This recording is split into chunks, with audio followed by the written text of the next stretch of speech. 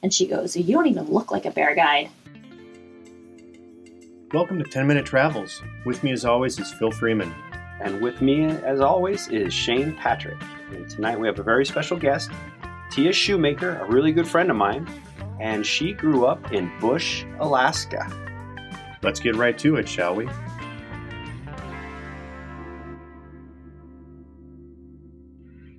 So you spend a lot of time, it's a male-dominated industry. Did you struggle to be taken seriously? And what sort of changes have you seen? Is it getting better or worse, the same? So I think both the fishing and hunting industry is very male-dominated. And particularly has been. And I absolutely struggled in a way. I had the chip on my shoulder. I'm going to be... I can be just as good as the guys. But my dad was always really supportive of, like, you can be better than them and you can also be a woman. So I really feel like he helped me a lot in that. But I definitely had a chip on my shoulder. I definitely have had clients that have probably at least half my clients have, thrown out the female card at one point in time. Question your ability or just thrown out the female? The ability as a guide. And like, just in general, like, I run into people, I'm very hesitant to tell people that I'm a hunting or fishing guide because I get this, whoa, what? Really? And that bothers me and it embarrasses me and it makes me feel weird because I think, I had actually a female biologist one time in Alaska. She's a hardcore hunter biologist, badass chick, and she goes, "You don't even look like a bear guide." And I thought, it's a messed up thing to say. Like, what are you? And this old bear guide, he's got this huge beard, and he's been guiding bears. And he walks up and he goes, "Well, you look like a bear guide to me. I don't know what I'm supposed to look like." And I thought that was really cool.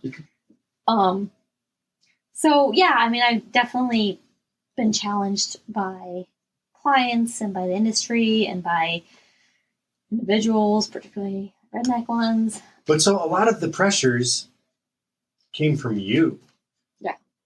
Hugely so. Self-inflicted. Because I've always thought I had to be twice as good. But in terms of it changing societally, I think that it is changing very much. There are more women in the industry, and that's great.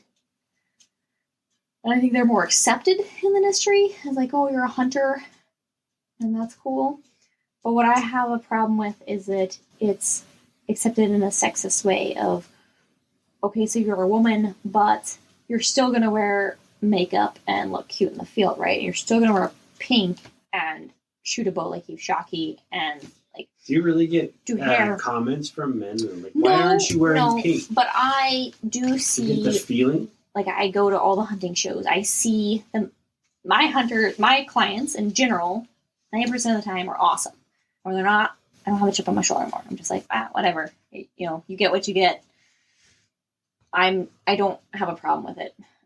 Right, you become comfortable with yourself and your skills. Do you prefer the color pink, or do you have I like pink. a bad Pink is thing cool. that happened in your childhood? No, pink is good.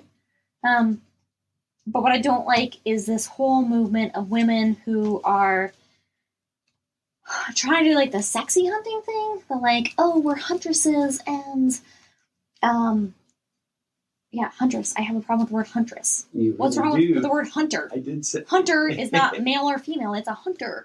Right. And I get what they're going with. They're going with this thing of like, I can be female and be just as good as you. Can be a hunter. But they're going over the top. I mean, it's like you wind up with some gal in, I don't know, in Ethiopia, and she's trying to bring about awareness about starving children.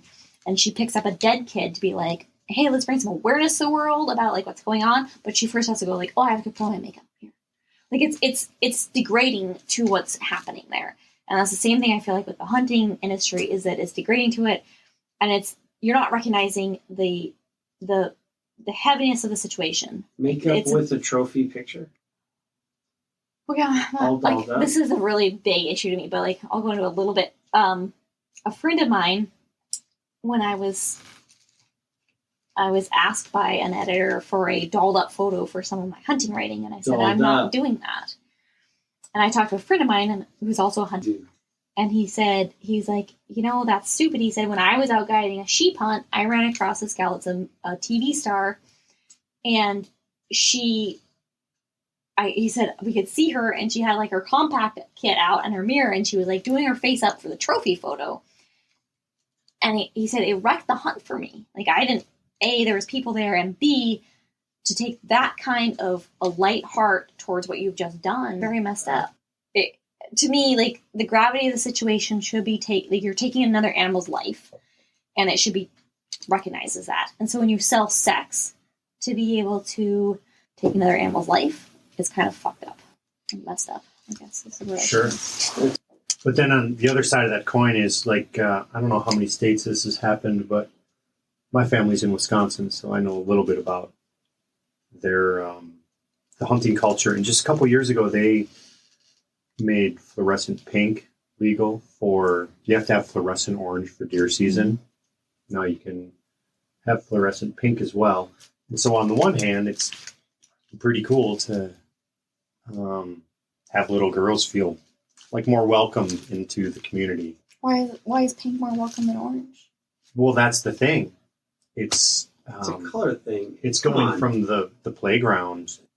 Are they doing that because girls like pink and boys like blue, or because boys are taught to like blue and girls are taught to like pink? And it goes back to the pink hunting attire. It's like, but wearing pink or orange is not going to stop you from hunting if you want to hunt. No, I totally get that. I'm just saying, like, if you want to build up the number of hunters in it, letting them wear pink jackets helps get more people excited about tromping around through the woods. It's not necessarily a bad thing. Going a little deeper with the psychology of it. But I don't know if I agree with that premise, because who are you attracting to want to hunt? You're attracting the people that want to wear pink to hunt. And is that really doing anything for the environment, for our public lands, for our animals?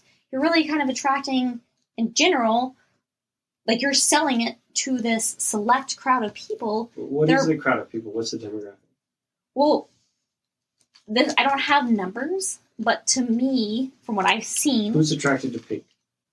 Usually the Sportsman Warehouse redneck hunting chick that's into it because her boyfriend is. Yeah, I don't know too many guys that are pink out hunting. How many do you know? Not very many. My dad.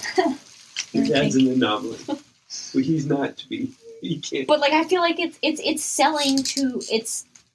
You're encouraging the people that we don't want to really be encouraging to hunt, because hunting has become a sport for people that we don't want in the hunting industry.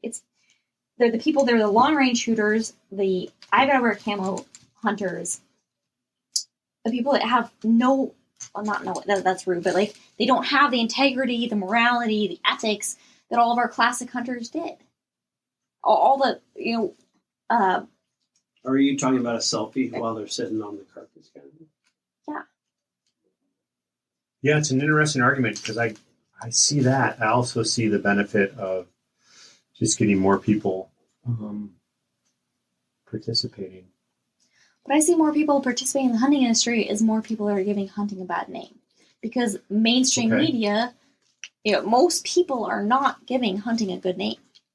And if they're in it for the wrong reasons, then they're never going to give us hunters a good name.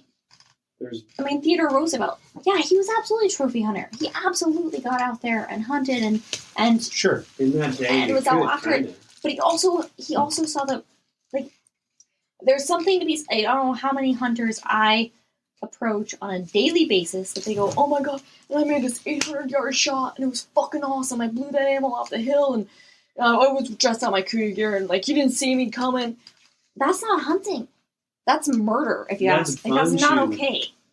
And hunting should be. It was. I'm a little worked up here, but Jose Ortega said, "One does not hunt in order to kill. One kills in order to have hunted." And that is the truth of it. It's about the. It's not even about the sport of it. It's about the integrity of and intention of the act. And it becomes about your newest Prada bag, aka Kuyu gear, then all of a sudden you're like completely disregarding the fact that you just took an animal's life. And so the more hunters that you sell pink camo to because they think it's cool and they look great in their selfies because of pink camo, I don't think that those are good. I don't think they attribute anything. They're not ambassadors to the... Exactly, to the industry. Okay, I'm done. Sorry. Don't be sorry. You just caught me after the season. Big Why do you stat. think anti-hunters have absolutely every right to be angry at hunters? Because they look at 90% of hunters, and that's who they are. That was Tia Shoemaker. If you want to learn more about Tia or listen to more 10-Minute Travels, please check us out at 10minutetravels.com. And we want to remind you to make sure that your sense of humor matches your sense of adventure.